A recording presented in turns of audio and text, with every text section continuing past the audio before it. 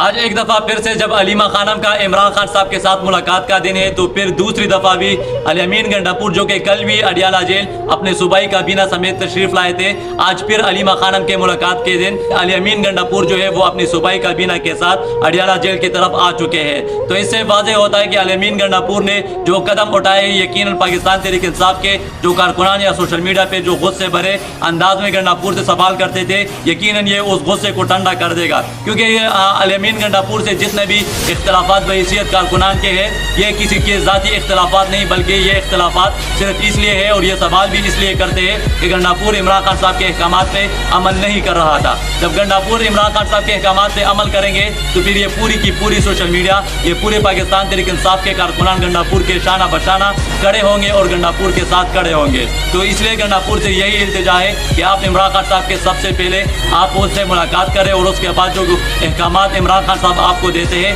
آپ ان احکامات پہ عمل کریں، تبھی یہ قوم آپ کے پیچھے کھڑی ہوگی، تبھی یہ قوم آپ کے ساتھ کھڑی ہوگی اور یہ قوم آپ سے کسی طرح کا کوئی اختلاف نہیں رکھے گی۔ اختلاف ہے اگر تو نظریے کا اختلاف ہے، کیونکہ یہ کارکنان، یہ عوام اور یہ سوشل میڈیا چاہتی ہے کہ آپ عمران خان صاحب کی نظریے کے